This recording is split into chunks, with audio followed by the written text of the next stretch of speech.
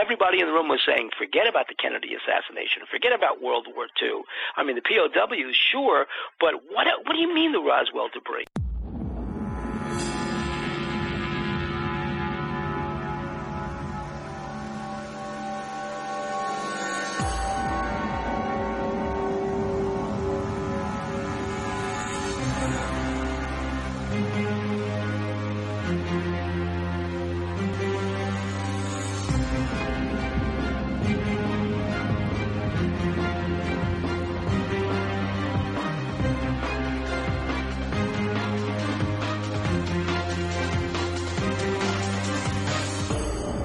And now, ladies and gentlemen, Banal of America Audio, with your host, Tim Banal. Hello out there, my friends. This is Tim Banal of banalofamerica.com with another edition of BOAA Audio Season 3.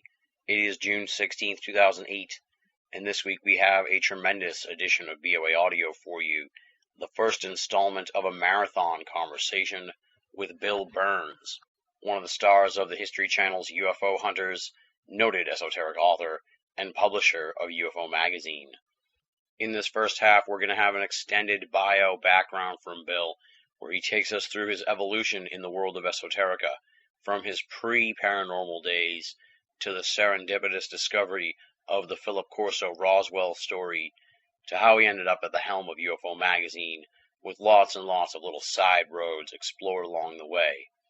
Plus, in this week's episode, we're going to cover a number of areas related to UFO hunters, like how the show came about, Bill's reaction to the History Channel's vast marketing campaign that centers around him, aspects of how the show gets made, how much influence the network has on the content, and Bill's response to the critics who say the show is not real ufology.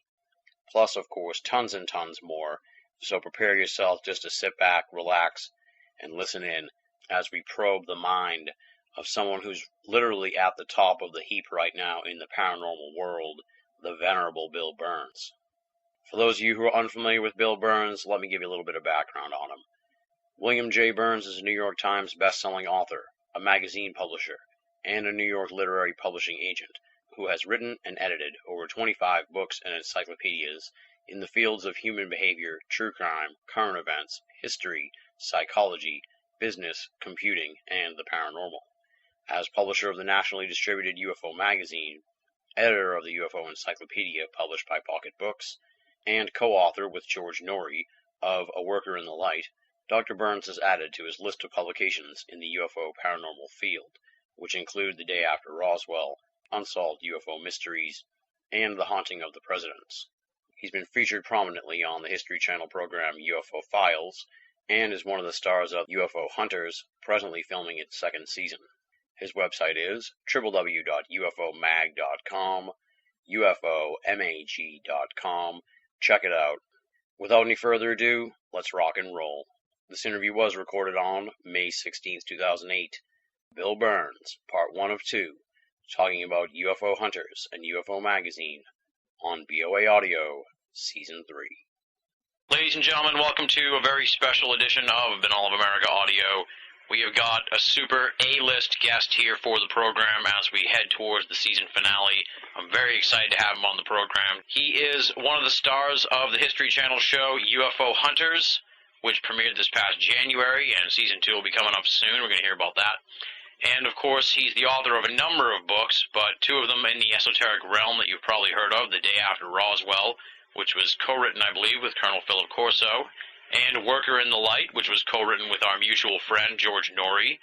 And he's also the publisher of UFO Magazine, so he's deeply entrenched in the world of esoterica and the UFO scene, and he's just got a myriad of perspectives on things, and I'm dying to really pick his brain about so many aspects of the UFO phenomenon.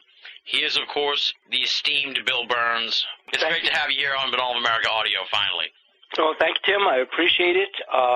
Glad to be on the show, and hope it's fun for everybody today. I think it's going to be a blast. Well, let's start out with, the obvious stuff, the bio, the background. Who is Bill Burns, and how did you end up gravitating towards the UFO phenomenon that you've become so synonymous with? Well, what's funny is my background is really academic in law for the most part.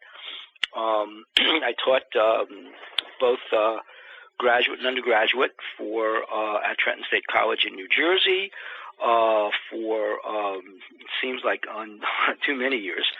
And then when I got involved in publishing, which is my other main background, got involved in publishing in the late, right around 1980. I was working for a publisher, book producer for a while I was teaching. And then shortly after that, I basically had a choice to make because they really wanted me to work there full time. And I think I'd gone pretty much as far as I could have gone in academia. I was really too young to be that deeply involved in academia anyway, and I really didn't want to spend the rest of my life teaching. So I left and got into publishing and have never left. Basically, I've been a publisher for about 25 years, and a law school graduate. And then we moved to California in the 1990s. And in 1990, and around about 1993, I was doing true crime books and writing true crime books all the way back in the 80s. I had written the first book about serial killers with Joel Norris for Doubleday in '88, and the book that brought me out to California was a book about J. Edgar Hoover's secret assassination squad that he ran from the 1940s all the way until the time he died in 1972. And I wrote that with a person who was a member of that assassination squad. He used the name Mike Milan. That wasn't his real name, and it was called The Squad, and it was a pretty successful book back in the late 80s. And then Steve Cannell's company, that was doing a TV series called Wise Guy and the Rockford Files and those great shows back in the 80s and 90s, he called me and said he wanted to do something with the Squad, and he said, but you've got to come out to California to do it. He says, why don't you just do this? I know you're living in New York, you don't want to give up your great apartment, but I'll tell you what, come out for 6 months, and if you don't like it, just go back. So we did it, and by the time 6 months was up, we were in heated discussions with networks because it takes a long time to get shows started in Hollywood. So we were involved with talking to the networks, and so we'll stay for another 6 months, so what? By the time that was out, we'd found a really great house up in the Hollywood Hills that we loved, and who knew the earthquake would come a couple of years later and wipe it out, but a really great house. So we decided to stay, moved our stuff out, and before long we were basically cruising in Los Angeles, and I was going back to New York on a regular basis to deal with publishers, but we've really stayed here since. And, by the time you start doing movies, TV movies, television is really shot, at least back in the 90s, mainly in Los Angeles. Now it's in New York as well. But back then it was all in L.A., and that was just coming up on the start of the reality shows in the right around the year 2000, when Mark Burnett's Survivor started. Yeah. And that started a whole new wave of industry. And in 93, 94, a motion picture company that I was working with, I was doing a true crime series with them on really this fabulous guy called Gary Romer, who was a special agent in Chicago who busted the whole Sam Giancana gang and everything else. Well, I was working with him to do a television series, and the same movie company had just contacted Philip Corso, who was testifying before Bob Dornan's POW MIA committee. Robert Dornan was since defeated in Orange County when Orange County went Democratic, but he was like the head honcho right-wing Republican, very pro-military, who was conducting hearings on the POWs we left behind in Vietnam, which was a terrible scandal, and the cover-up. And this guy, Corso, was testifying on the POWs we left behind in Korea, another scandal in World War II. And I was plugged into him, into Jim Sanders, who wrote the book The Men We Left Behind, and Soldiers of Misfortune, and Dick Sauter, and people like that. There was a whole group. And George Knapp out in Las Vegas. And of course, it was very interesting because he told this great story, and then he dropped the bomb about how he was working for Senator Richard Russell on the Warren Commission in 1964 and his investigation of the Warren Commission. And that really piqued everybody's interest in the room when we were talking to him. So I asked him how he had gone from being at Army R&D under Arthur Trudeau, who was a famous Korean War hero. But what interested me most about Trudeau was just a couple of things, because I knew a lot about that period in American history. Was one, why Trudeau didn't get in trouble for blowing the whistle on the fact that Allen Dulles' whole spy ring in West Germany had been penetrated, Gehlen spy ring had been penetrated by the Stasi, the East German spy ring. Mm-hmm. And what did it mean about the CIA? And Corso's, his ears just pricked up. How did you know that? And I told him, well, it was a big thing. And then Corso told the story of how he was one of the colonels, lieutenant colonels, working on the National Security Council. He wasn't on the council. He was a military liaison for the staff. And how they'd gone to the Senate, Strom Thurmond, and everybody now was sitting up because it's a real piece of American history. And he said, you know what, if you guys punish Trudeau for telling the truth, we're going to block any future generals, because the Senate's got to approve generals that are appointed by the president. We're going to block any future general appointments in the Army. So we'll just have no more generals. And Eisenhower thought about it and basically gave Trudeau his third star, making him lieutenant general. Then put Trudeau in Army R&D, which was a backwater. I mean, I'm telling you, this thing was had a budget of like $5, right? It was nothing back in 1955. I mean, it was like a jerkwater command. It's like, this is where you go to lay your eggs and die, okay? Mm-hmm. And Trudeau turned it into this monolithic, this like mega powerful thing, because Trudeau discovered something in the basement of the Pentagon, which was the Roswell debris. And we, at this point, everybody in the room was saying, forget about the Kennedy assassination, forget about World War II. I mean, the POWs, sure, but what do you mean the Roswell debris? And Corso told this phenomenal story, and I'm sitting there because I'm working on the POW story, but I knew about Roswell. We all did, obviously, and this was 20 years after Stan began. And he tells the story of how Trudeau in 1956 discovered the Roswell debris but couldn't do anything with it because he didn't have any funding. So he goes to Strom Thurmond, his friend in the Senate, and he asks him for money to develop this Roswell file. And Strom Thurmond tells him the story of how they tried to do that in 1947, right? Mm-hmm.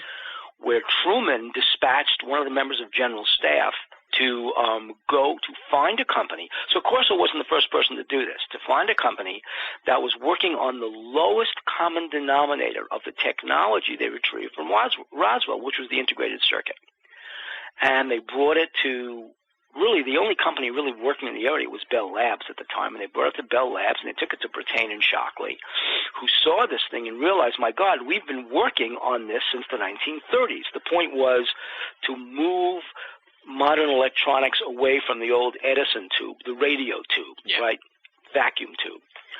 And they saw this, and they realized that they'd been working with a silicon base for this thing, but they couldn't get the electron flow right.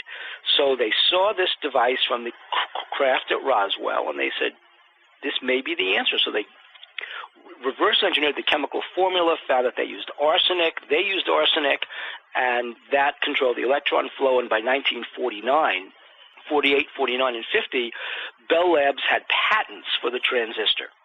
Well, the Army was livid. How dare you take the patent? What do you mean you're taking the patent? It came from outer space, from the Roswell crash. And Bell Labs said, don't be stupid. Do you really want to say that we're developing this device that came from the Roswell crash? Yeah. And the Army was mad at Bell Labs. Bell Labs was mad at the Army. And then Brattain and Shockley in the 1950s reverse engineered their notes to show how their experiments brought them to the transistor. Now, they hadn't. It was faked. Yeah. But it was reverse engineered. So they got jump-started. So when Strom Thurmond told Trudeau that story and said, we've been at odds, so he said, you get these items invented in the United States. We want our military defense contractors to have these items under patent. We don't want anybody saying they come from outer space. Stupid. That was the idea. So Corso, in the early 1960s, had just finished up as Inspector General of the 7th Army in Germany, where he had previously held a Nike missile battalion command, where he developed the way to detonate a Nike missile's nuclear warhead 1 mile up, which basically would wipe out Soviet tanks on the ground, which is the whole point. Shoot your missiles, and Corso had the authority to. Obviously, there were a whole set of codes, but he was one of very few field commanders to have nuclear weapons in his arsenal, frontline nukes. So, in other words, it's just to show you the credibility of this guy. The Army doesn't give nuts nukes. Yeah. Right? So he had frontline nukes. And the whole point was, forget the Soviet aircraft. I mean, we'll shoot them. I mean, that's not the point. The point is the East German and Soviet tanks that are rolling across the divide.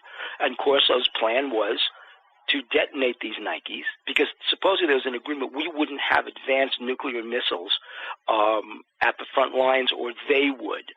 But Corso had developed a way to turn his anti-aircraft missiles into advanced nuclear missiles.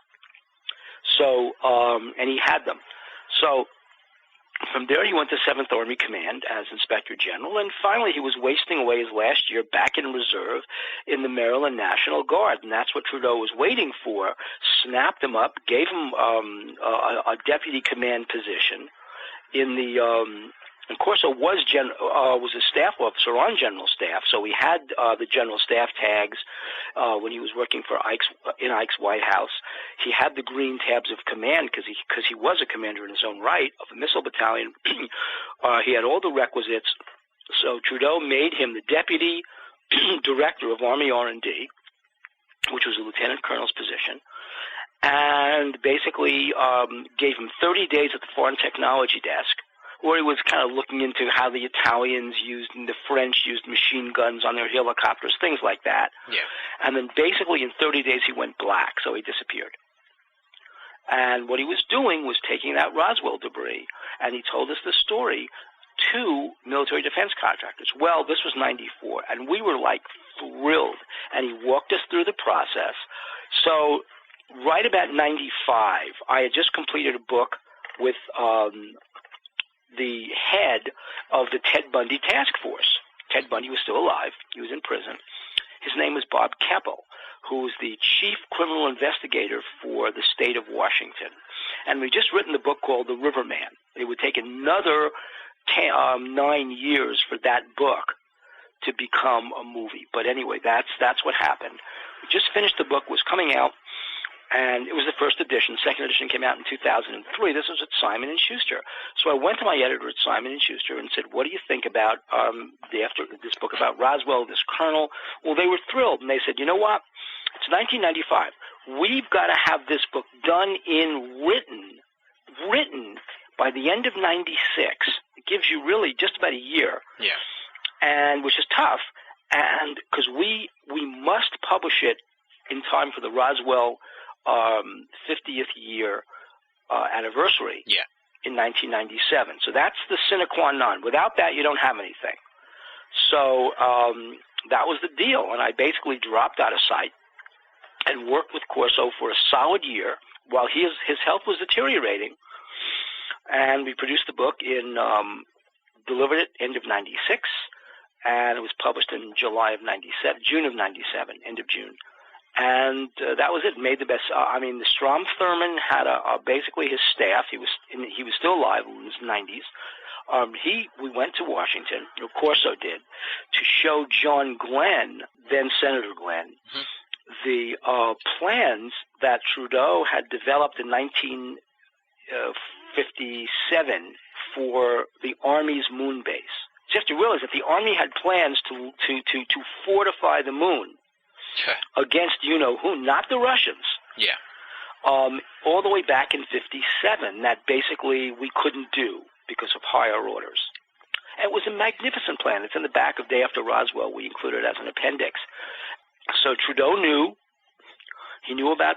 He wanted to have. I mean, he really came up with the idea of the Star Wars defense system based on the moon against UFOs. I mean, so this goes back to the end of World War II, and Corso was in the mix on that. He knew about it. So that's why Trudeau wanted him, because Corso had seen the Roswell debris at Fort Riley in 1947 when the Army yanked off a piece of the debris and an alien body, because it wanted it autopsied at Walter Reed, and they yanked it up to go to Fort Riley, then to Walter Reed, while the other main dispatch went from Fort Worth to Wright Field. The live alien went to Wright Field. So Corso was kind of in the loop, and we were thrilled, and Simon just gave us a contract and said, go ahead and do it. And he and I worked for a solid year, got the book out, and he was on the Art Bell show the first night the book was out, and a week later it was on the bestseller list, where it stayed there throughout most of 1997. Wow. And the New York Times bestseller list. And it was another bestseller list, too, but the New York Times is like the big mama. Mm-hmm. And it stayed there for most of the year. It wound up selling close to, it's still selling. I mean, it's still in paperback. It's still selling. It sold close to 1 million copies.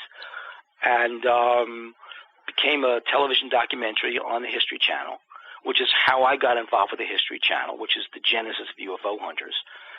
Since then, it's Corso's second book has come out in South America called La Guerra Secreta. Jaime Maussan translated it, and it's going to come out in the United States. And then that's going to be a motion picture. And Corso's other books, The American Who Ruled Rome, that's going to be, we're talking about that for a motion picture with the same company that's doing two books that I have now that are in development for movies.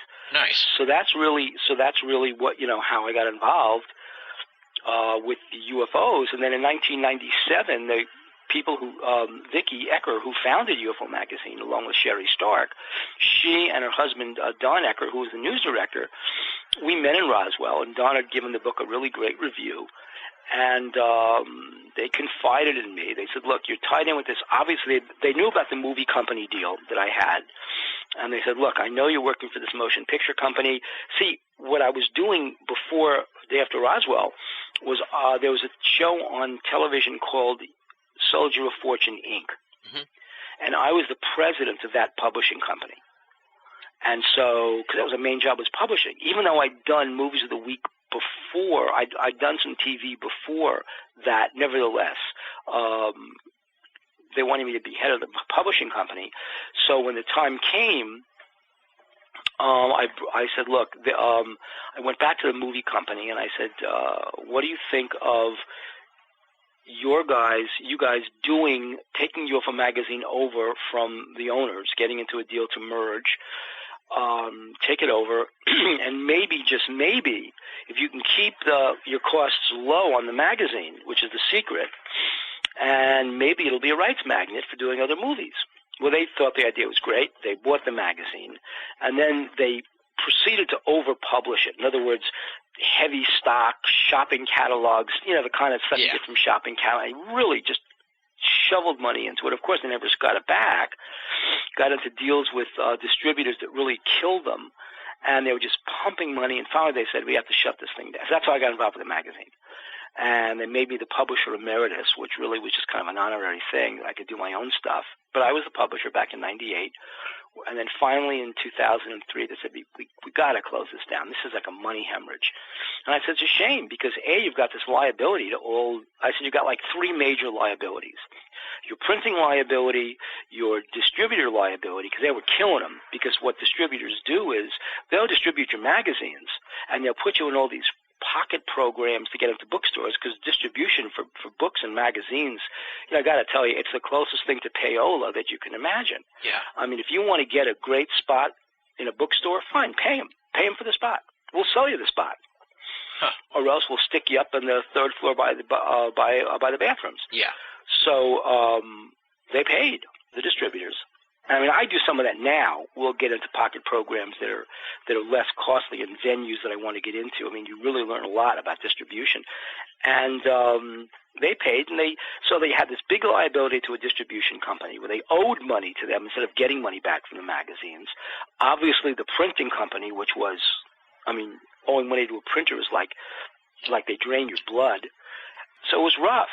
Plus, they had a subscriber liability. They had these subscribers. They've got to deliver magazines, or else got to give the money back.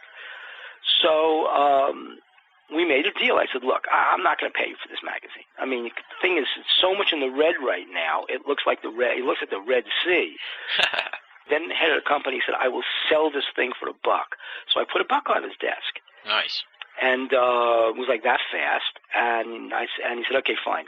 He'll negotiate with the printer and distributor and take care of that nut. You assume this liability, which I said I would do. Work in with Vicky and Don so they're not out in the cold, which I did. And, I'll give you the money that we get from new subscribers, and you're on your own. I'm kicking you off from the shore. So he did. And Nancy Burns, who was the editor-in-chief, just as a magazine guru, I mean, she was the one who at the beginning said they're going to kill themselves in this magazine. She basically took over the magazine, basically because she's a New York editor. Mm-hmm. So she and Vicky began editing the magazine. Nancy handled production, and pretty quickly Nancy brought the editorial standards up to a New York publishing level, which was what she does, getting good writers, which is important. So it sells a magazine. And we began getting ads, and the first thing we did was immediately cut the paper cost. I mean, paper is just ridiculous. We cut the paper cost, took it out of all color, which you didn't need all color for some of the articles. It's pointless. Yeah. Brought it to a reasonable size, and we were kind of breaking even in 2 months. Nice. And by the middle of 2004, we were literally, without taking salaries, we were just like totally in the black. I mean, just black by a smidge. Yeah. But nevertheless, we were able to do it. And even though we had some rocky times, like last year, our distributor came back and said, you owe us $7,000, and we had to work that out. But gradually, we turned it around and of course, UFO Hunters has helped considerably. But to the point where, the magazine is viable. Nice. And the question is, now we're going audio. In the latter part of 2008, we're going to be doing audio distribution of articles. We're going to be doing converting text to talk, and so you can really be able to play UFO magazine on your iPhones, Blackberries, iPods, wow, that's nice. MP3s, yeah. And we're going to be getting into kind of a video podcast, which will be part of the subscription. So that's the kind of stuff we'll be doing. Kind of toward the end of 2008, and we've just been approached by a lot of electronic game companies, which we've put off for a while because I'd rather be doing what I'm doing now, which is television and movies, than games. And so there are big things in the works for UFO Magazine. We're sponsoring with Jeremy Vaney. We co-sponsor Culture of Contact. And we're going to be doing other events as well with Roger Lear and a few other people. So basically we're staying really in kind of the nexus nucleus of the field, even though one of the things we've done is kind of expand the breadth of the UFO magazine, getting in different kinds of writers. We've gotten heavily criticized for some of it. I mean, really heavily criticized by some of the old guard for having people like New Agers. But you know what? My thought is New Age, it just is going to be old age pretty soon, so it's really not going to matter. Exactly. And then you look at a book, like Andy Basiago's book about the Fatima sighting in Portugal, and his big argument is these are UFOs, dudes. I mean, these are not UFOs, and there's not much of a difference between what people perceive. In the Middle Ages they called them angels, now we call them light beings, entities. I mean, you know what? It's human experience, and unless you can basically capture one of these things, stick it on a table, get some blood and find out that the blood is purple, you really don't know what it is.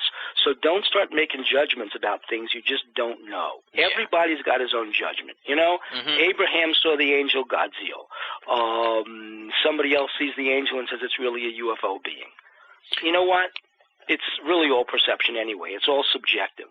If you follow Heisenberg's theory, basically, that you really don't know anything, it is what you see, then everybody perceives something and it's totally different or exactly the same. It doesn't matter. It's what you perceive. There you right? go.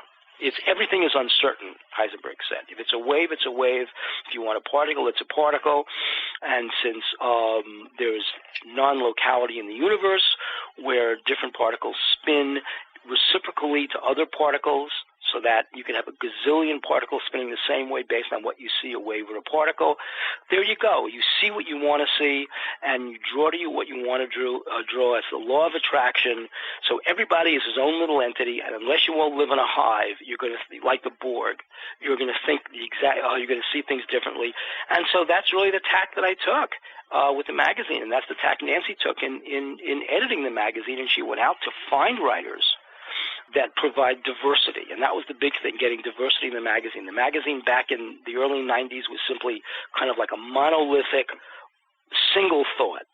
And one of the things Nancy wanted to do was basically turn the magazine into a diverse magazine, different points of view, give people a real literary experience so that you read one writer, you're getting one view. Reading another writer, you're getting another view. Mm-hmm. And that's what she wanted to do, and so that's how the magazine has evolved since 2004 when she became the editor. There you go. All right, wow, that's quite a bio background. Well, let me jump in here and just ask, so when you first met Corso, that was pretty much like your introduction to the UFO world? I mean, I'm sure you probably had some side interests, but that was really when you sort of dove in. That was the main introduction to it, was really Corso. And again, Corso wasn't the issue. Corso wasn't the issue from the UFO perspective. He was the issue from really doing two kinds of history. One is we were trying to sell a movie on POWs, and we had some phenomenal stories about POWs, including a lot of stuff about John McCain and what he did.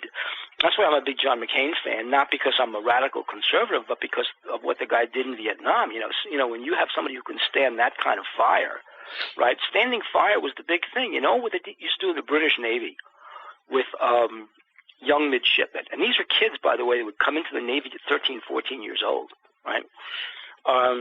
They would set up a fake pistol duel with these kids. Yeah. And I mean, they wouldn't shoot the kids, but they would challenge them, some older guy. And here's how they made the cut. If that 14-year-old kid could stand there with a pistol in his hand, knowing he was going to get shot, and do it bravely, because it was a matter of honor, they said, fine, you can stand fire. The kids who basically ran away were the kids that they drummed out of the Navy. Yeah. But it was standing fire. Well, you know what? When we were doing the POW stories, McCain stood fire. I mean, basically, this was a guy who, well, anyway, he was one of the stories we did, but there were a few others. Yeah. People who escaped and were recaptured and basically tortured until their bodies were broken. I mean, unbelievable stories. Corso told some of these stories about Korea as well, what they did to the people in Korea. Well, so that was the point of dealing with Corso when he told this other story about something he did in World War II. Which actually, in part, was one of the stories that became the Leon Uris book, Exodus, and later became, obviously, part of the Paul Newman movie.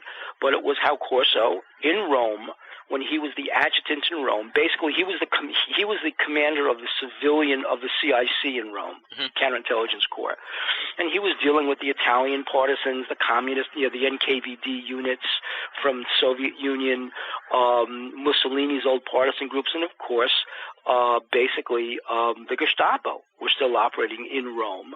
And he basically was dealing with all of them, and he was kind of at the center. And that was the book that, believe it or not, we were doing the POW movie, but I really wanted to do that book on, it's called The American Who Ruled Rome. Yeah. Because at the center of that book, he was dealing with the organized crime families from the U.S., from Meyer Lansky and Lucky Luciano, in freeing this group of displaced persons. Obviously, they were Jews who had been in concentration camps who were being kept in a displaced persons camp north of Rome, and Menachem Begin, who was then in the Stern Gang, had set off a bomb in that camp and then the elders of that community told them they were being repatriated to the Soviet Union, into Poland, into the countries that were going to be communist. Corso hated communists. I mean, they were right about his being a right-wing guy. He was totally anti-communist because he fought them in the end of the war. Mm-hmm. And he basically went off the wall and found out that it was our own OSS Angleton, who was in the OSS, who was in Rome in the 40s, in 45 through 47, was dealing with the NKVD units. He said, this is crazy. And they were saying to Corso, nope, there are allies, you've got it. And Corso basically, with Lucky Luciano and Meyer Lansky in the U.S. providing the dough, and there was a lot of dough, they bought a ship. They floated the ship into the harbor down the hill from Rome. Corso's own CIC units guarded the way. Luciano paid for like bathrooms and rest facilities, and they marched thousands of Jews out of this camp onto a ship, floated the ship across the Mediterranean into Palestine, where they were repatriated. The British wanted Corso's head. They wanted him hung. And you know what? Ike saved him. Ike said, get the hell out of Rome, get out of Dodge. You go to Fort Riley, and hence the UFO stuff started. So that was my first contact with Corso, not for the UFO deal, but for this World War II and POW deal. It was only when Corso dropped this bomb about the Roswell debris that it basically, somebody that high up confirming Jesse Marcel. Yeah. So here's Jesse Marcel describing debris. Here's Corso describing the exact same debris that this was Major Marcel and his son Jess Jr. described. And I'm saying, so now you've got this three-way, I mean, Jesse and his father saw it at the same point. But here you are, 40 or so years later, and here is Corso describing the same debris. That was great. And so that's pretty much what opened your eyes to the whole UFO scene. It sure did. And the point was that Corso said he saw this in 1961, before, 18 years before Major Marcel went public with Stan Friedman on the air. Yeah, and what did you think of the whole UFO scene as you got more into it? Because I'm sure you were kind of like an outsider to the whole scene at first, and then you get into it, and, you're doing the Corso book, and, of course, everybody come out of the woodwork to try and speak against it. Obviously there was a big firestorm about Corso. What did you think as you got into this whole scene? Well, first of all, here's where, your hands are kind of tied. Corso didn't come to us. He didn't come to us without having been vetted, if you know what I mean. Yeah. Okay? So there's so the Corso story, and this is what, some of it I'm telling, but I'm telling it really only as I can get people not to be in trouble, if you know what I mean. Yeah. I just knew and still know an awful lot more about that than has ever been in print. So part of the issue is that Corso came heavily vetted by NSA people. So this was not, as a lot of people said, some old guy thinking he's going to have a payday. We had NSA people. We had a station chief from the CIA. Fine, his name was Chip Beck, I can tell you that, because he's retired and he doesn't care. Yeah. He was the youngest station chief in CIA history. I mean, these guys were vetting Corso. I mean, Chip Beck was actually at the hearings with Corso and this ex-Czech Colonel Golanowski about POWs, and Chip Beck gave him the three-ring sign, if you know what I mean. So, and Chip and I had become friends. In fact, Chip was in my documentary on Corso on History Channel. And here's this guy, Chip Beck, basically goes back to Iraq. This guy's like my age, right? So he's getting along. Goes back to Iraq to advise groups and do some criminal work for the State Department. Guy walked in kind of like Kevin Randall. You walk in, and you see these troops are totally untrained. Chip sees a trench that they're digging a straight line. He says, guys, don't you even know? Now, Chip fought in the secret war in Vietnam, which was Vietnam after the Paris Peace Accords, back in 74, 75, right before they invaded. So there was a war going on still. And he says, you do a trench like you do a zigzag. You don't do this isn't World War I. So this captain throws him out. What do you know? Chip goes, I was a Navy frogman, dude. That's what I know.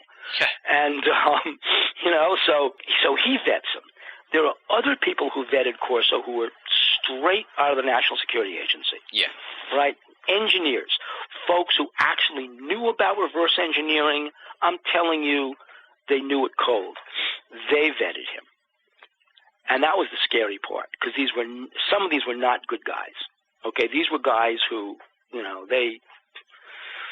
scary, right? Where they were into. I mean, this one person told us of weapons and devices, and this is true stuff, that they come out of a science fiction movie, okay? I could tell you this much, that the Star Trek, that, you know, like Beam Me Up, Scotty, we have a beam up device that this guy was in, and he said he tried to flee after that experience. Because it so challenged his reality. Wow. And they said, you're only leaving this place one way. I mean, Jesus. Right? Yeah. And it's not a way you're going to like. Yeah, in the bag. So he basically, I mean, they eventually let him retire, but he's retired like he goes on a cell phone that's monitored. And I know they can do that because of the experience we had when we were shooting the first episode of UFO Hunters. We're in Las Vegas. And if you follow the magazine, you know we did this cover last year for this guy, Colonel X. Yeah. Big Flap, who said there was a reverse-engineered UFO hovering 10 miles up over the mountains north of Las Vegas.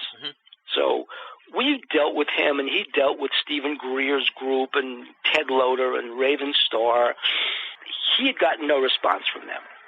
And so he wrote us, and I said, fine, we'll print your story. We get this grief from Stephen Greer's group. How dare you? It's like, how dare you disclose a UFO truth? But you're in Project Disclosure, but we can't disclose. Only you can disclose. Okay, fine. I mean, I'm telling you, this is unbelievable, right? That's ufology for you. That's ufology. So this is why I keep writing about the non-science of ufology, because it's like insane. Yeah. So, and that's why people laugh at us. So they're mad at us. Anyway, we print the story. So then UFO Hunters goes out to Vegas. Well, it turns out that it wasn't just Colonel X who's seen this. Everybody's seeing this. It's like this low-hanging star over the Las Vegas Strip. Jim Sanders, another like luminary in the conspiracy field, who wrote the book The Downing of TWA Flight 800 for Kensington. He and I did that book back in '97. He sees this thing. Set up shop at Jim's house. We see this thing. Okay, got to go to the mountains. Go up to the mountains. We set up shop with a heavy-duty telescope and CCD camera, digital camera up there. We actually capture this. We are blown away. We've got this built-in computer star map, right? This is on camera, by the way. Yeah. Built-in computer star map. We actually map the area, and there's no star, no planet, and we're seeing, of course, it's so clear up in those mountains, cold too, but really clear. Yeah. You could see everything. So we're seeing satellites shoot by. You could always tell a satellite, by the way, because they move very quickly through the sky. It's not like they're a star. It's not like it's Venus, and it just moves slowly up across the sky. You could see these things, right? And we have our satellite catalog, so we know certain satellites, right? And you see these things up there, the ones that are not in geosynchronous, and they're moving. And you'll see shooting stars all over the place, and which is a great sight. But you'll just see them, right? And this is October, so you're still getting the end of some of the shooting star shows. And there's this one thing that is bright as bright can be. So we do we take a picture of it. We get it on video, and it's more of a platform than anything else. So I get so excited. I run inside, because it's really cold. I run inside this like inn where we're set up on the terrace, and I SMS Nancy. Yeah. I text message her on my BlackBerry just to tell her this is great news. And after I hit send, the lights on this thing flicker, and it seems to drop out of the sky. Wow. Well, I come back out, and this is on camera. We never aired this. It was on camera, and the guys are screaming. They turned it off. What's going on? Well, yeah. Sure enough, so I call one of the people who vetted Corso, and I go, "What is this?" So he says, "You idiots just managed to hunt for one of our most secret surveillance platforms that the NSA runs. You effing morons. What did you do?" So you then text a message. Don't you know that thing is picking up every single message and scrubbing it? So they got your email, they got your text message. Now they're going to have some fun with you because we go back to Sanders' house and he says it's gone. And then as we pull out of the driveway, he phones and says the thing is back up again. He says, that thing can read your license plates. They knew you were coming from the start. Wow. So that's a technology we have. And he said, what do you think is hanging over downtown Baghdad? He said, those jihadists can't even take a piss that we don't know about. Yeah. And then one of the people that Corso had plugged us into was, I don't know if you know what the NSA intercepts are. Vaguely. Okay, well, even as far back as the Vietnam War, the NSA was flying intercept flights. Now, the NSA is not military. Mm-hmm. They hire military people. They were flying intercepts over Vietnam. And they were flying intercepts over Vietnam because they were scrubbing everything. This is where we have the technology. They were scrubbing everything that came out of the North Vietnamese, the VC, the Chinese, and the Russians. Yeah. Right? So we knew, Corso said, all the way back in the early 60s what they were doing. So once in a while, they would, the NSA would see a group of either VC or North Vietnamese marching captured POWs to the camps. Mm-hmm. But they couldn't tell the field commanders in Vietnam what they knew because that would tip off the Vietnamese to what we could see. So they actually had to let our guys get captured and incarcerated and then go through channels, which would sometimes take weeks before we would know about a POW that was picked up. And it was frustrating to the guys. Well, on one of these missions, this NSA intercept guy saw a UFO. It was following his plane. And this is NSA now. We're not talking about some guy who was, on the ground saying a UFO. You don't know what the hell you saw, right? Yeah, I mean, you see a light. You don't know what it is. This is a guy whose UFO is following his plane. Now, get this. He transmits to the Russians and the Chinese, who know he's there, by the way. They're not going to shoot him. He's not going to shoot them. Yeah. He transmits to them the, quote, UFO code, unquote, so they know not to shoot at the damn thing. Huh. Now, that's something. Now, what you're saying is that there was a code between the countries to alert them and that sort of thing? Correct. Interesting. Very interesting. Yeah, that's bizarre. So, anyway, those are the kinds of people who talk to me about Corso. There you go. All right. Next question. What, Chuck? I'm sitting here watching the press conference. Nice suit. Thank you, Chuck. I'm busy right now. I need some socks. I need them for my footsies. About 6 to 10 pair. Chuck, I gotta go. You're listening to Banal of America Audio. Hey, give me them socks. And just how frustrating is it for you to sort of have to be the defender of Corso now that he's not around anymore, and the people are always, it's like a never-ending debate, it's always going on about the veracity of Corso's story, and it seems like you kind of got stuck with the bag because you co-wrote the book, that you have to, go to bat for the Corso story every time, you're on a show like this, or somebody asks you about it, or any time, do you know what I mean? Well, first of all, it's not that frustrating. It was frustrating at the time because of everything that, there's a whole story called The Day After Corso. There's a whole story at the time because of what happens in Hollywood. Remember, so much of this is tied up with the whole Hollywood mystique that you just go crazy. And it starts really the day the book is published because we're in Las Vegas, in Roswell.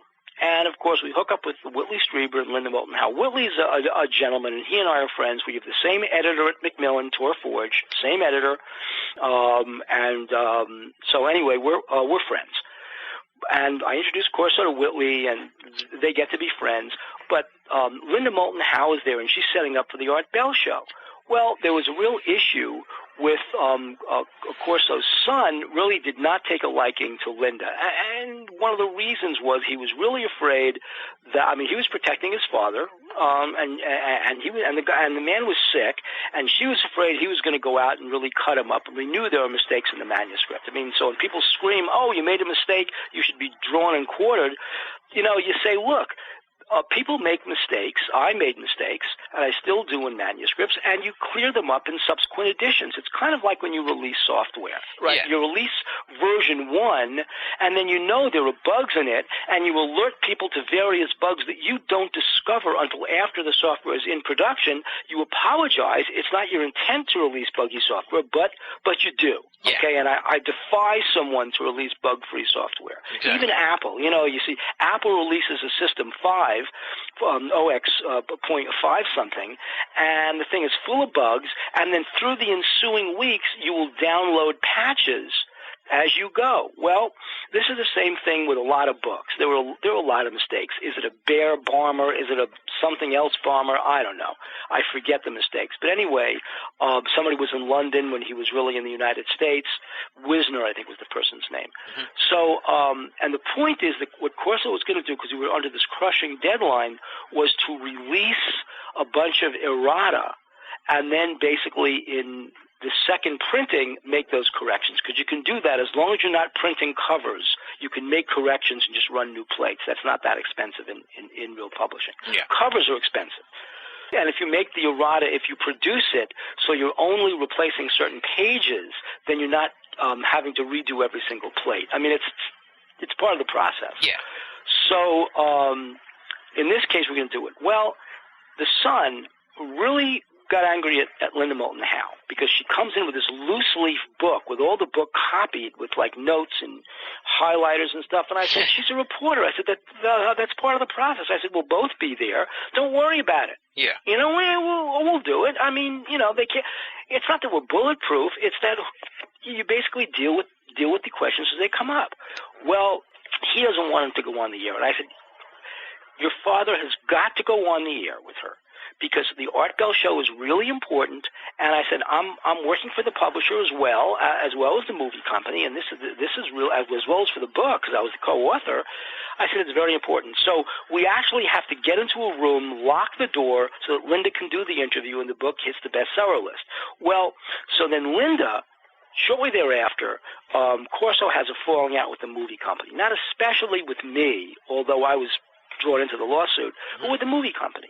So the movie company and Corso are get into litigation. It was dumb litigation. It was ego-driven and lawyer-driven, not really driven by rational minds. Even one of the lawyers who later took over said this was an insane case because it cost so much money, wound up really hurting Corso. But at the end of the day, there was this monster litigation.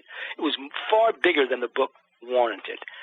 And in the process, Corso was so frustrated that he had a number of meetings with Linda Howe and gave her part of his manuscript. Well, the Sun, who at some point came back over to my side and realized this was crazy, he gets the material back from Linda Moulton Howe, who then blames me. And so ever since, 98, there's been this war on with the magazine because somehow, I'm the person who was the bad guy, and I never was, who was involved. And so that was part of the whole frustrating thing about it. The other was that when I introduced Corso, or actually Nancy, my wife, introduced Corso to Paula Harris.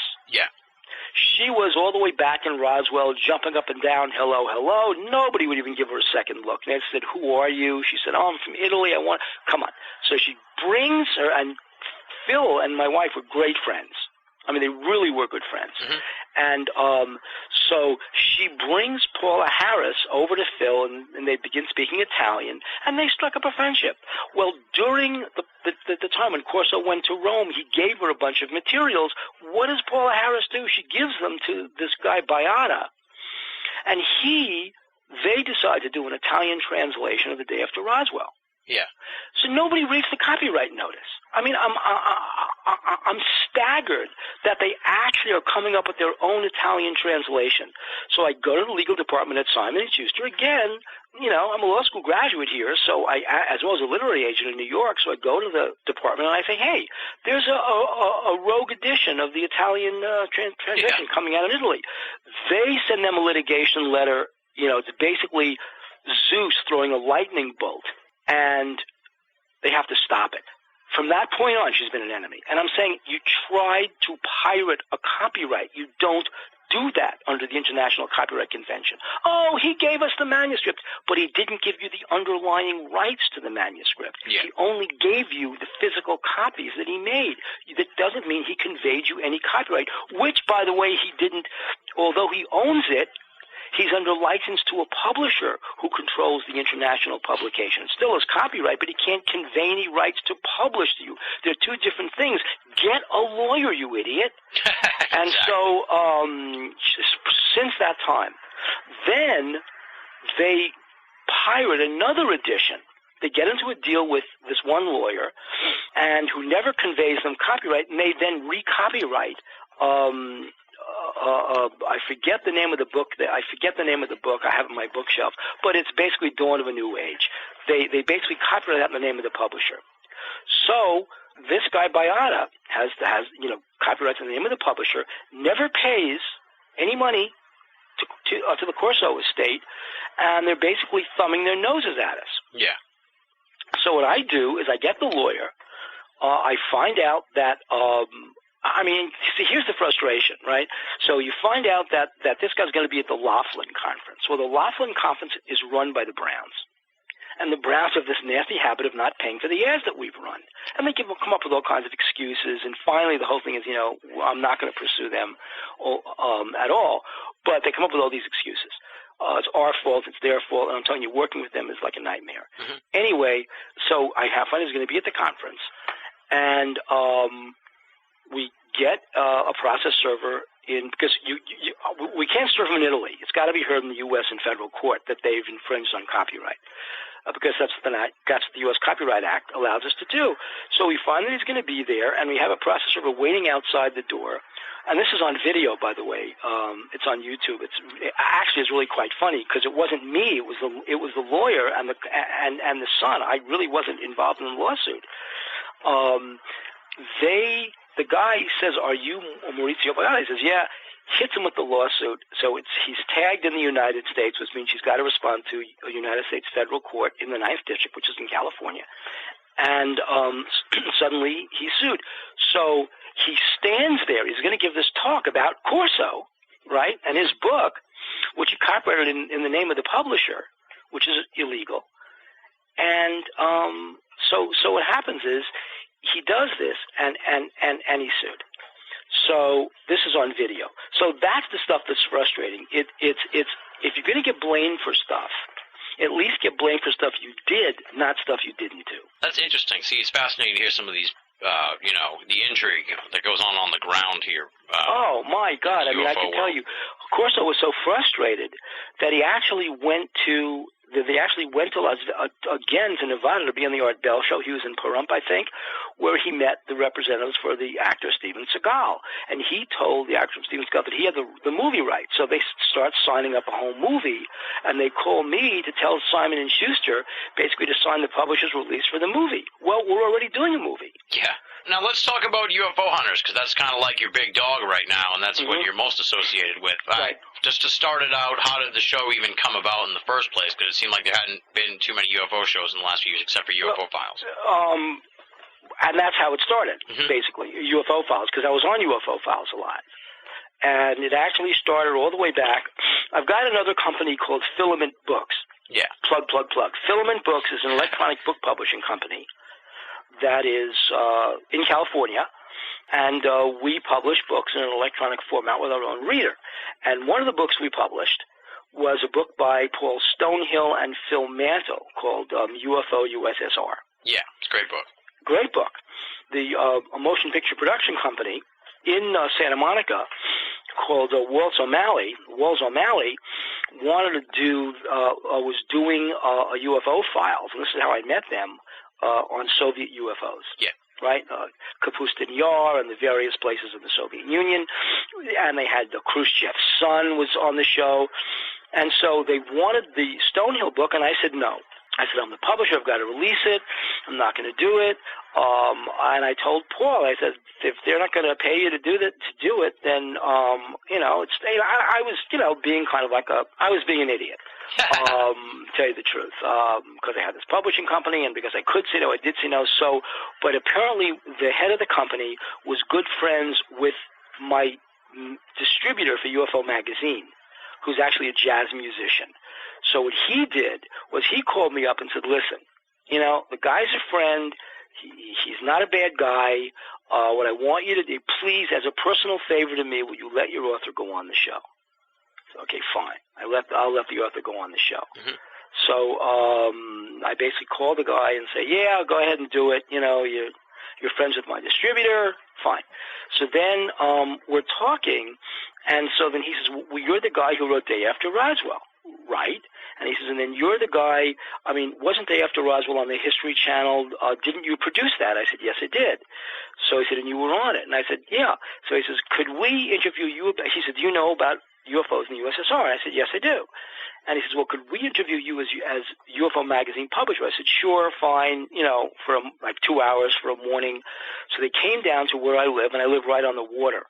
And so they loved the scene with the boats passing behind me and the flags.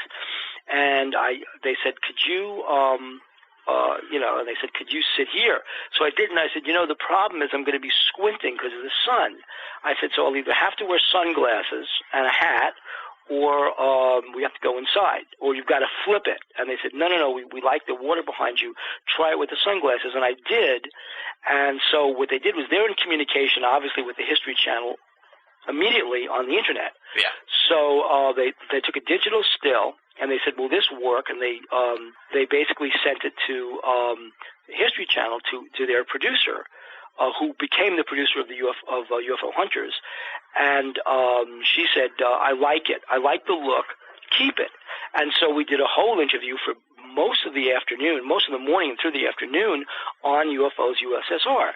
And so that was one of their highest-rated shows on the History Channel. So they came back to me to do undersea UFOs, and they came back to me to do black box UFOs. They came back to me to do a whole bunch of shows, and they wanted to do another undersea red alert UFOs. And at that time, I was taking a concept for UFO road trip. And again, this was Nancy's idea. Pat Uskert, who's one of the hunters, had written to Nancy about a UFO sighting he had in Venice, and he showed her the pictures, and she was a cover story in the magazine back in 2004. So she hired Pat as one of the writers, and Pat was doing the UFO reports, and then she hired him to be subscription manager of the magazine, and they became friends. And he's a good guy, the red-headed guy in the show with the shaggy hair. Yep. And so he began writing for the magazine, and he was saying, he was showing her the videos that he took, because she had said, why don't you interview some other people? And he'd worked with David Sarita. Yeah. On David Sarita's first thing with Danny Aykroyd. In fact, it was Sarita who followed. Tell you the truth, Sarita was following Pat around to take videos that Pat was taking. Pat was getting a little upset about that.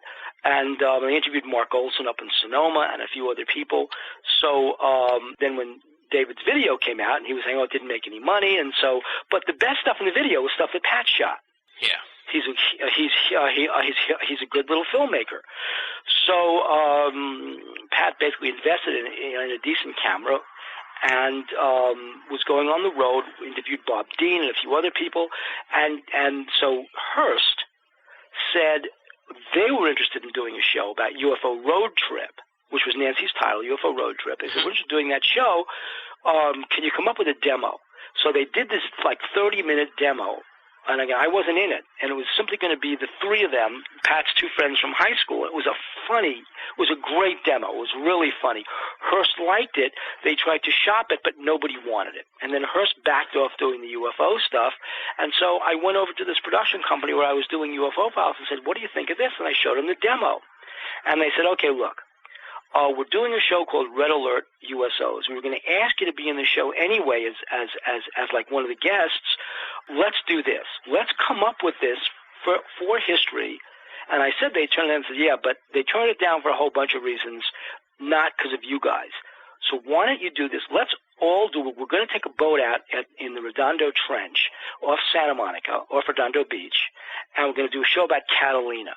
So you guys come along, and do these guys dive? And so I went back to Pat, and yeah, he's a diving instructor, and the other guy, Kevin's a diving instructor, and the other guy, they were all like divers, and they were young athletes. Yeah. So we did the show. The single until Black Box NASA, which was the show that followed it, it was the single highest-rated UFO files they'd ever done. Wow. And the History Channel was intrigued by this. Then we did Black Box NASA, which was great, which was the final episode, by the way. It turned out to be the final episode of UFO Hunters this year. Mm-hmm. But so we did Black Box NASA. UFO, so History was intrigued, so they said, could you, and we did a couple of demos. So they gave us an order for a pilot. But during the ensuing pilot, the other two guys dropped out, and the History said, look, have Burns on the pilot. Figure out a way to get him in the pilot. I know he's... So they did, and they didn't like the pilot, but they liked the chemistry among the people that were in it. Yeah. So they hired a showrunner, which was what they do. A showrunner basically runs the show. Mm-hmm. He's one of the co-execs. And they hired him, and his name is Alan Lagarde, and he's the showrunner on Paranormal State, which was a very big show on A&E. Now it's in its second season. They're shooting it as well.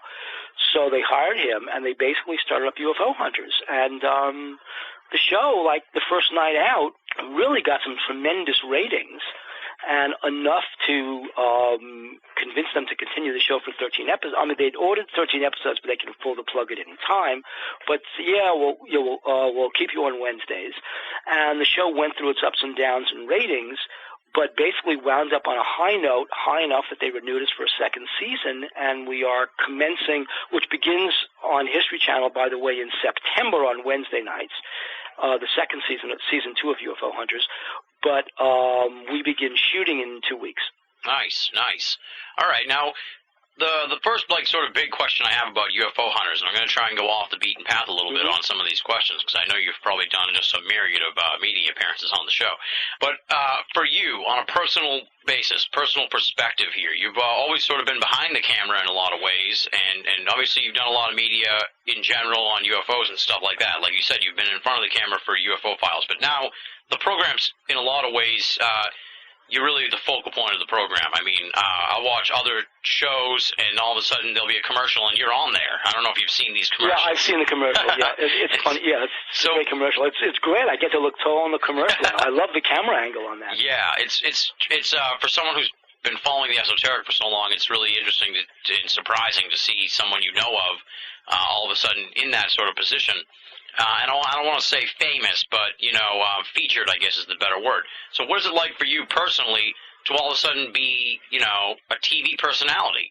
It's an experience. I mean, it's very funny because I've always been a writer, and I've produced and I've written stuff. I worked with Hawk Koch on the A&E movie Riverman with Carrie Elwes and Bruce Greenwood, and that was really a great experience. I mean, it's a basic Hollywood.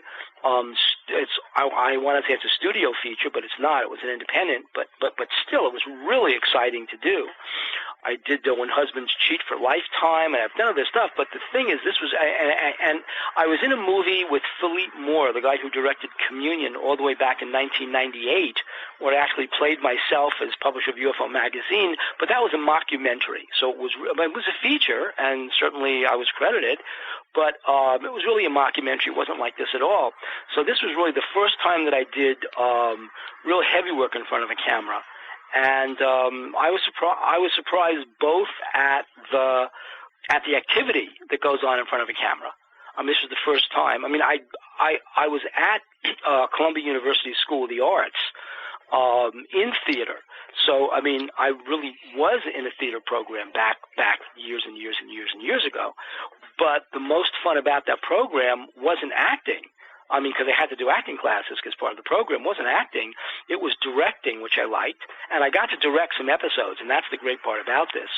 Really, the most fun for me was directing some of the segments on UFO Hunters. But what I liked least when I was in the theater program at Columbia was acting. And here, you really do, I mean, let's face it, there is acting going on in front of the camera. Yeah. And so that was interesting. I was, I'm kind of happy that, in a way, I mean, I'm very happy that they really built a lot of the advertising around me because I'm going to say because of UFO Magazine, because it's great. I mean, I like opening Popular Mechanics, and then here's a shock. There's your picture with an ad. Yeah.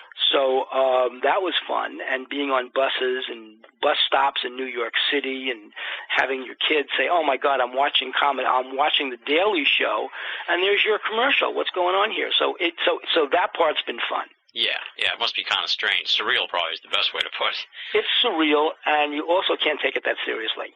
It literally is here today and gone tomorrow. Like we're on hiatus now, and people tuning into History Channel at 10 o'clock are going to see the show The Axemen, which is a good show. But if you've got your pizza and your popcorn, and you're going to get set for a night of yourself for a little ego boost, it's not there. So you really have to get used to that fact, and so you've got to do that. Yeah. Now, the big idea in the UFO world for so long is, that the media is controlling, the information that comes out on UFOs, and that there's a media cover-up. And obviously, you're in the media now. You're working with the History Channel. How extensive is the sort of input from them? And I'm going to guess that it probably hasn't really in any sort of sinister way that people sort of assume. No, it's not sinister. I mean, I was really furious at the way we did Day After Roswell, or back years and years ago. Mm-hmm. Because Day After Roswell, when we did it, they were so interested in presenting the counter view to Corso, and this is where I really didn't want to work with them after this. They were so anxious to present the counter view of Corso that they actually had people on as guests commenting on the book who hadn't read the book. Yeah. And and this is, by the way, when you say frustrating about Day After Roswell, the single most frustrating thing to me is that people commenting who haven't read the book, and they'll comment on things that aren't in the book. Like, for example, the big thing is the commenting on things Corso was supposed to have said that he didn't say. And they'll invent things. Like, for the big thing that I'll get, the biggest criticism that I'll get from people is Corso said he invented the microchip. He never invented the microchip. He never invented the internet. He's not Al Gore. I mean, there are things that he just didn't say that he did. He's saying that supposedly people will tell me, oh, the whole age of the 60s golden technology was because of Corso. No, he never said that. He never said that we got the transistor from a UFO. He said that Brattain and Shockley were working on a transistor. When they saw that device, and they didn't call it a transistor, they didn't know what the hell to call it, when they saw this thing and they reverse engineered based on a working model of what they were already working on. Same with lasers at the Army Columbia University lab, same with Kevlar, same with other things, same with night vision. We had night vision in 1960. It was just not a night vision you could stick on your head because it demanded a huge generator. It was only after the folks at Fort Belvoir saw the inner islet of the alien and how it collected light that they were able to reverse engineer what they were already working on to shrink the size of a night vision goggle. So, but it's the people who got out and said, well, the Army had night vision at the end of World War II. Who the hell is this Corso guy saying that? Yeah. And he never said it. That's been frustrating. Well, those are the kinds that were in the counter-argument to Corso on the Day After Roswell show, and that's what made me mad. I mean, if you're going to criticize the book, read the book. Yeah. Don't criticize because somebody else criticized the book who didn't read the book, and you're just repeating him. I mean, that's the most frustrating thing, and that's what I defend in some ways the most aggressively. Mm-hmm. So that was a case of the media, of the channel, the network, really putting a counter spin. Well, in this case, we'll be dealing with the network a lot. I mean, we'll get our network notes on shows. And they'll say things like, too much Burns is over the top, cut him back, reshoot this, replace this with this. So we'll get a lot of that, but it's mainly filmic as opposed to content.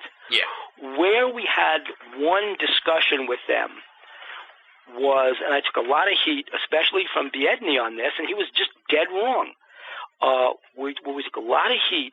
The thing the network liked most about the show, which we do and we're doing in season 2 even more, was that in the first show, one of the things we set out was there is a process. So there were two big issues that we really confronted when we came up with the concept for this version of UFO Hunters.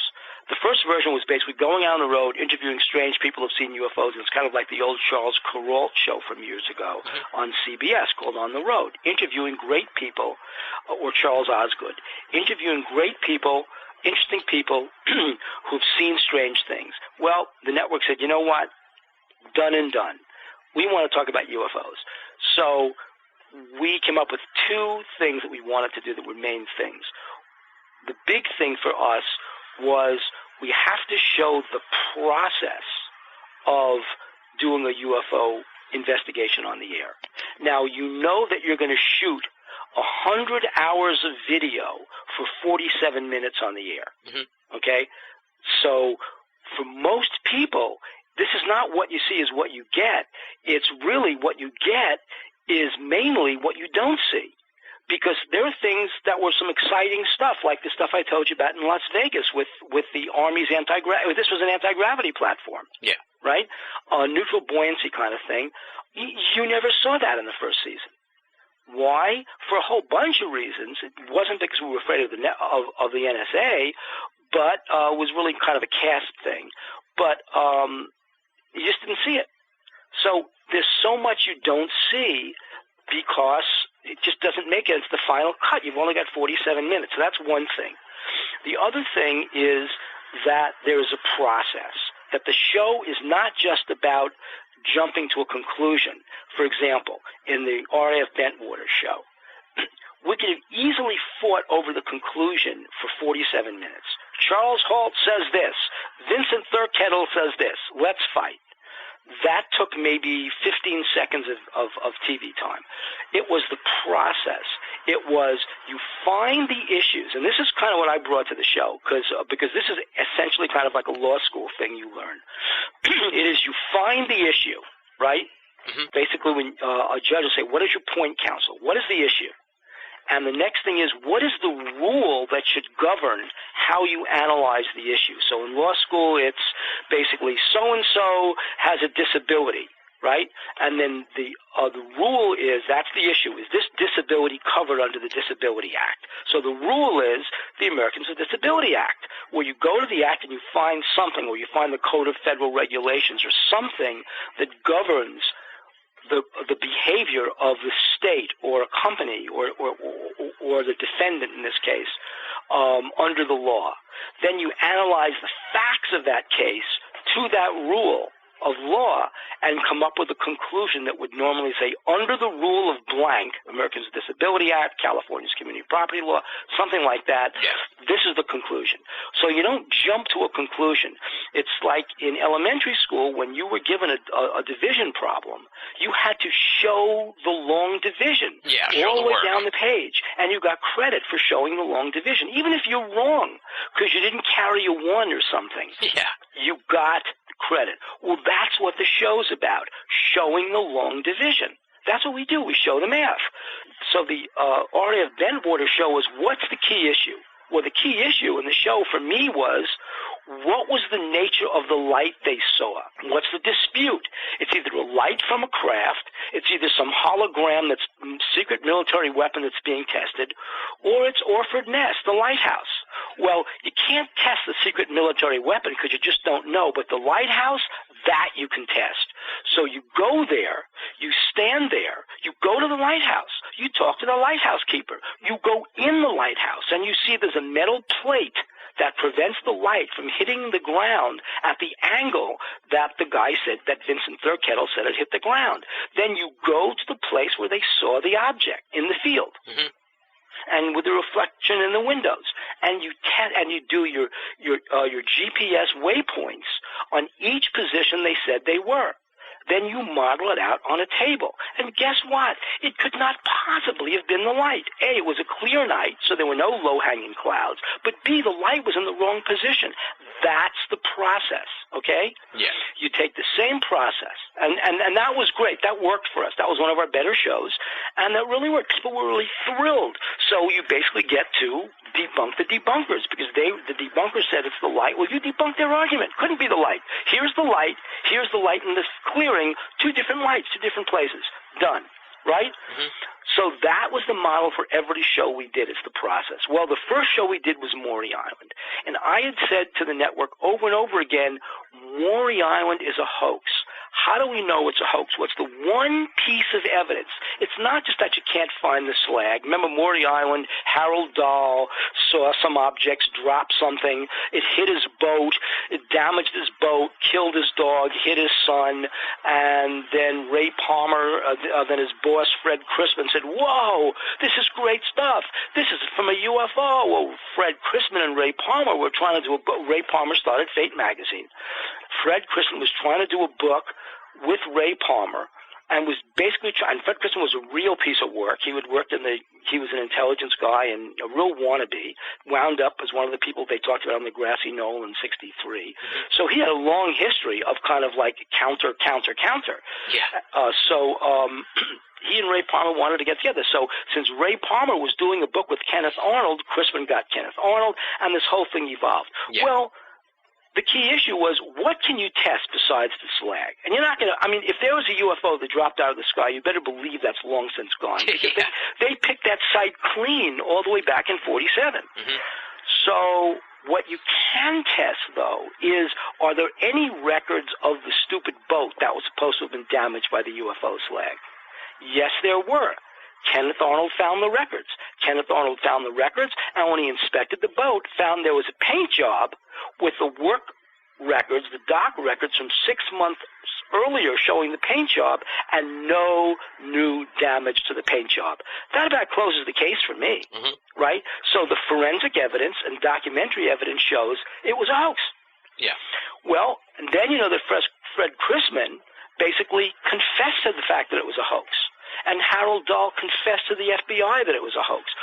Well, so now he had arguments from three sides. One were people screaming at me that I kind of was conclusory, but the network didn't want me to come out and say it's a hoax right away.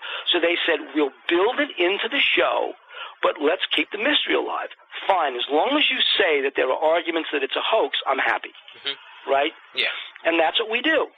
Well, but what the show was about was not to prove that it was a hoax. It was about the process of finding out what the facts are in a case. It's the process. So for people screaming, and again, one of them is David Biedny screaming, why did we do Maury Island? It was a hoax. Just say it's a hoax and it's over. That's the conclusory argument. That's the point that I'm trying to argue against in the blogs for the UFO magazine site. You don't become conclusory. Because if you become conclusory, you basically cut out all the math that you need to show. Maury Island showed the math. Yeah. That was the point of the show. Is it a hoax? Well, here's how you determine what's a hoax and what's not a hoax. And it's the same thing with a few other shows that we talked about, which there was information that wasn't true. Not that it was a hoax. In that case, it was Fred Crispin coming up with a hoax. But because the records show that. But it's the math of that, okay? Why did the B-25 Mitchell bomber catch fire over Kelso? Was it because of was this like the Repo Man movie where the Roswell debris catches the car on fire? No, it's that Frank Brown, who was the co-pilot, put heavily magnetic, very heavily ferrous slag from the smelter across the way from the island in Tacoma next to one of the junction boxes that was a key junction box. And when you read the crash reports from the two tech sergeants who jumped out of the plane before it hit, they tell you, oh, there was a fire in the junction box, in the Bombay doors. Well, Bombay is where they probably stored the box. It was a Kellogg's Cornflakes box of slag. So we modeled what would have happened. We took heavily ferrous material. Actually, some of the slag was in there from Kelso. Right? Mm-hmm. Put that next to a junction box that we built in the lab with John Tyndall. Sure enough, it tripped the junction box.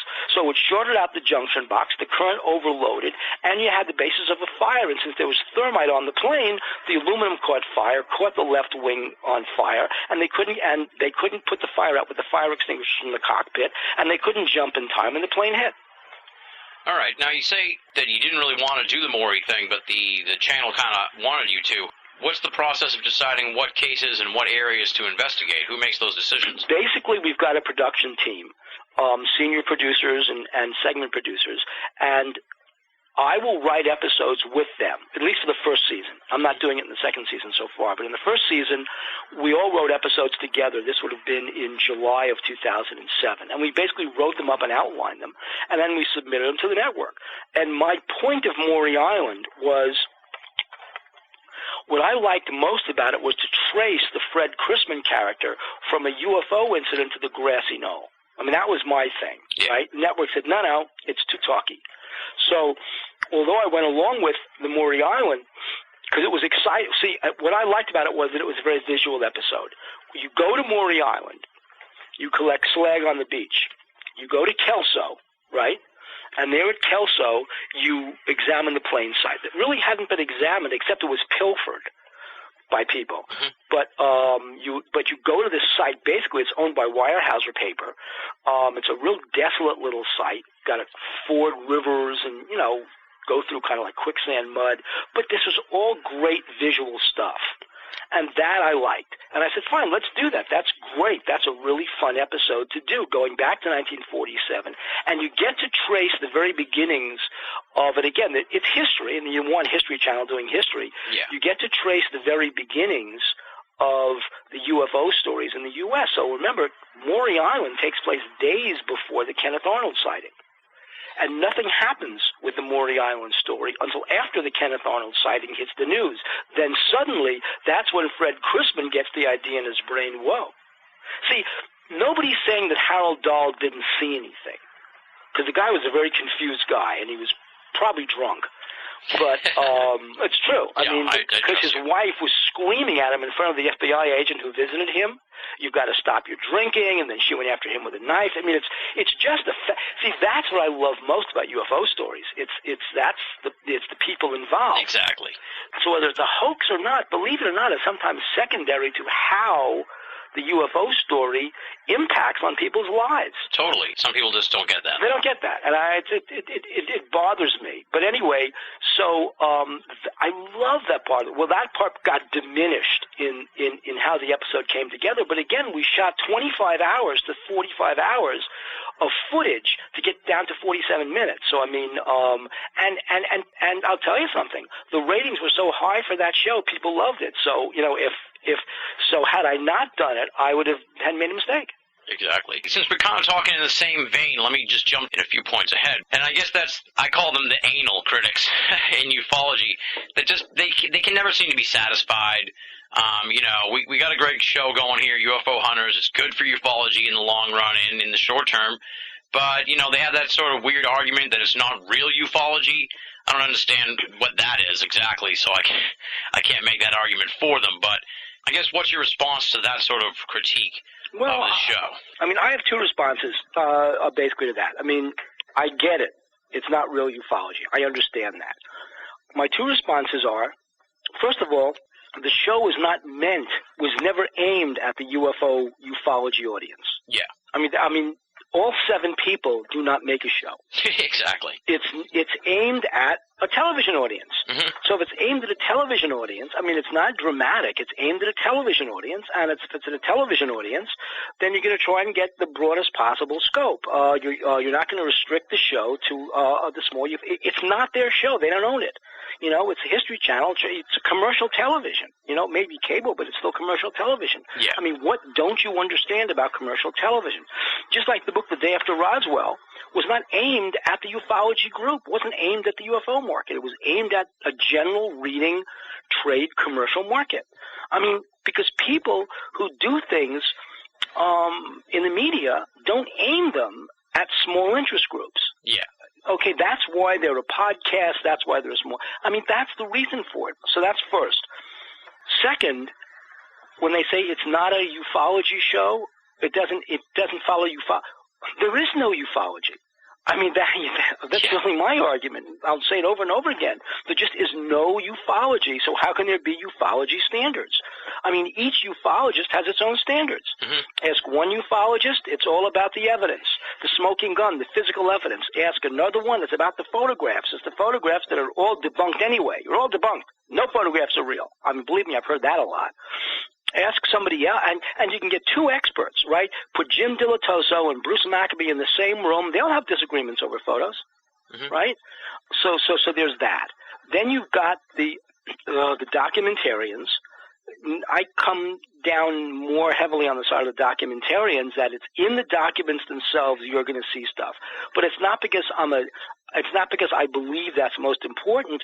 It's that my academic training, which was in medieval literature and medieval history, and law, that academic training leans heavily towards documents being some kind of representation of the truth, because you find stuff in there that's important.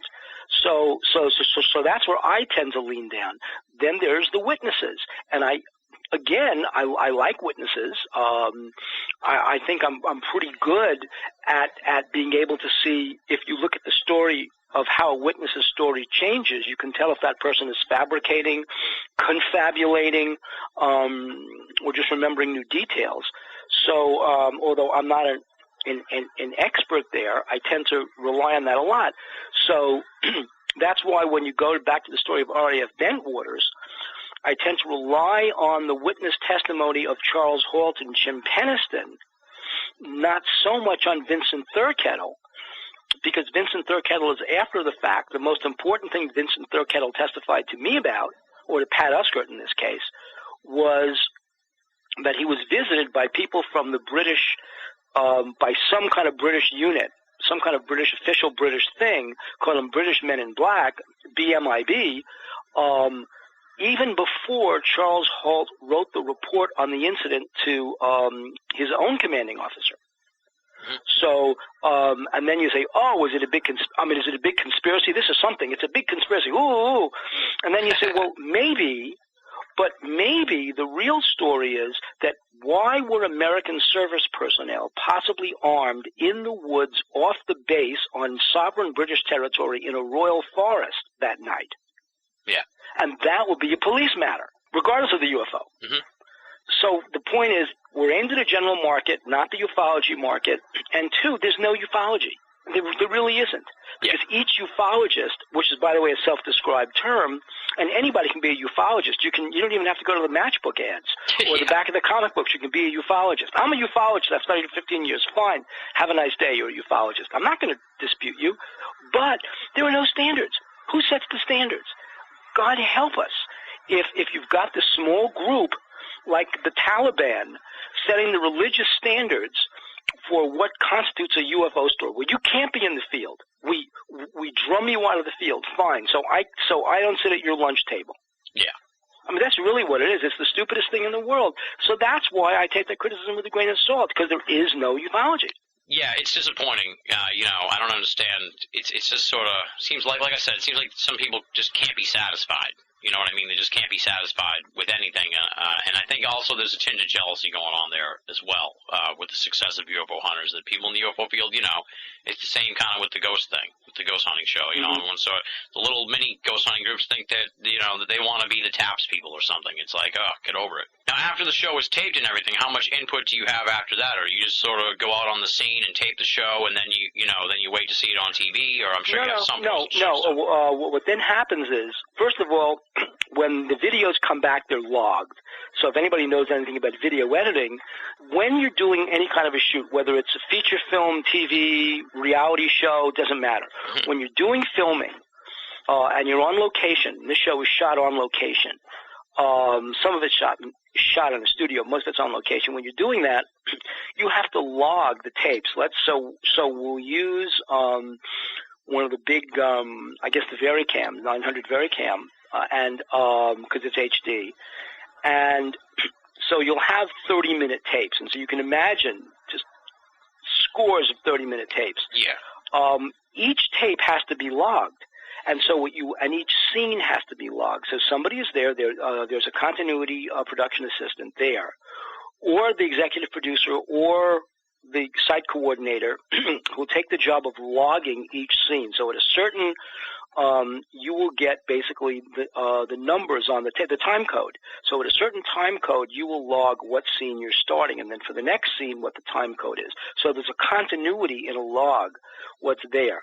Then when the tapes come back, one of the first things that happens is an assistant editor will take the tapes into an editing bay and begin logging the tapes in so we can account for every single tape that's shot. Mhm.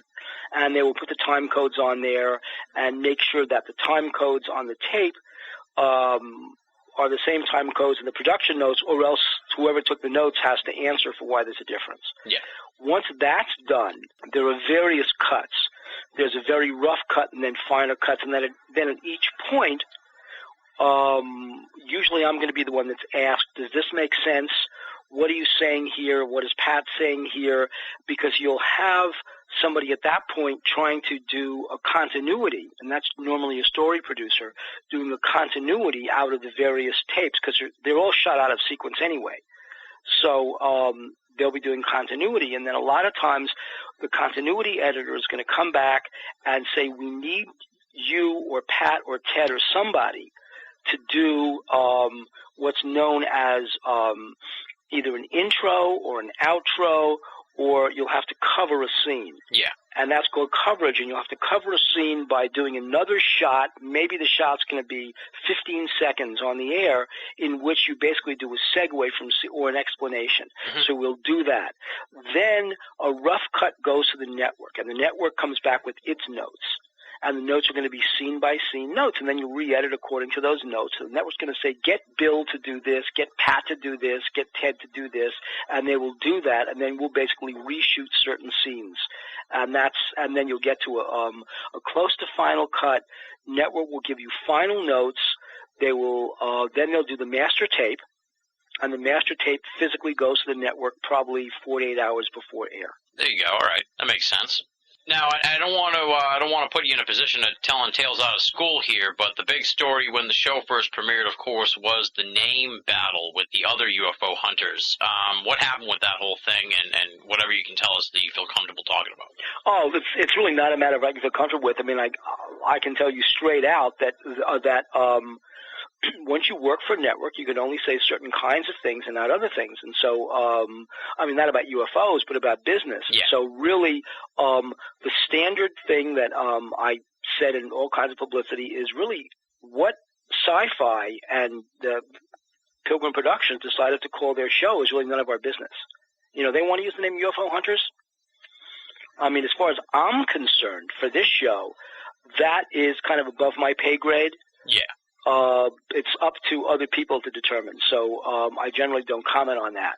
All I can tell you is that there is a room somewhere, which is a really big room, mm-hmm. and in that room there's a whole bunch of stuff going on with the trademark office among various people. I'm not involved in it, although I may know a lot about it, although I may have my own opinions.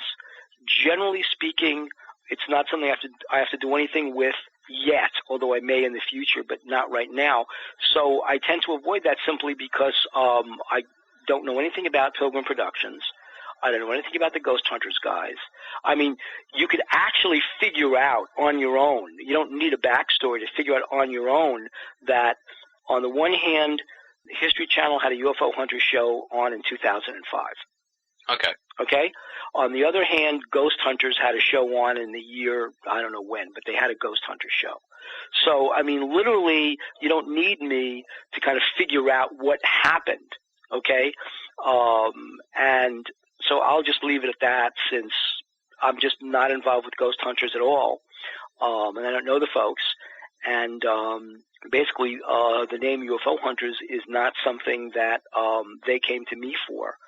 So it's up to them. They'll work out whatever they need to work out, and there you go. All right, there you go. I can respect that. No problem. I don't, hey, whatever. I had to ask, though. You know what I mean? It's that was sort of like the big buzz, I guess, for a while But there. anybody who's an internet guru who wants to do his own research or her own research, go to the U.S. Patent and Trademark Office, uspto.gov, click on the Trademark Office, click on what's known as the name search, trademark search, TEAS search.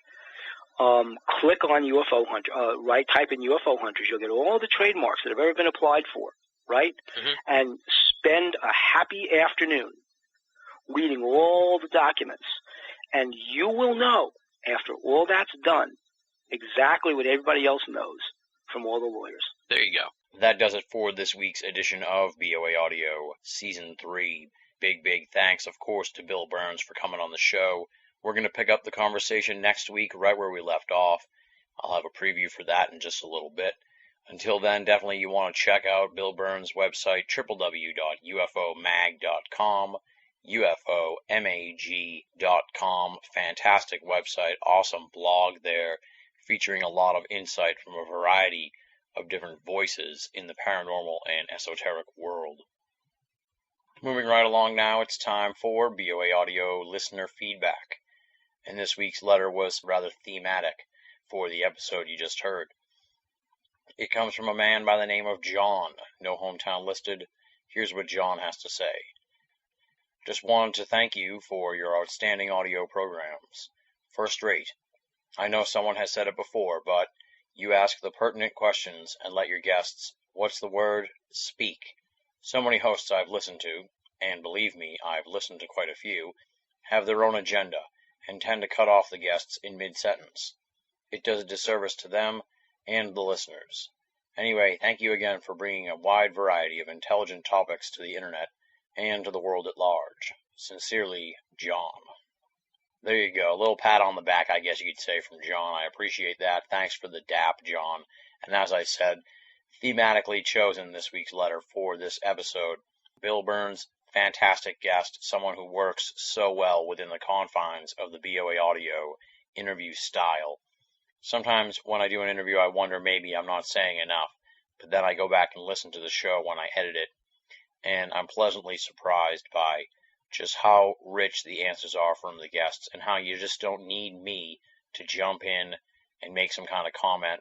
We've already heard the people who write in and say, don't say yeah, but I'd rather say just simply yeah than jump in with a 4 or 5 sentence, 30-second diatribe to try and push some kind of agenda of my own. Yes, there are times when I share my opinion on subjects, but I do that within the framework of the question and then simply let the guest answer. Perhaps I'll respond to their answer, but I'm not going to be jumping in the middle of an answer to argue with or affirm one of the guest's responses. That's what we're all about here on BOA Audio, my friends. We're a showcase for the guests, and that's the style of program that we are. Thankfully, the listeners like John and many of you out there appreciate that style and keep coming back for more BOA Audio. If you'd like to be a part of BOA Audio listener feedback, there's 3 ways to do it. A, go to banalofamerica.com and click the contact button.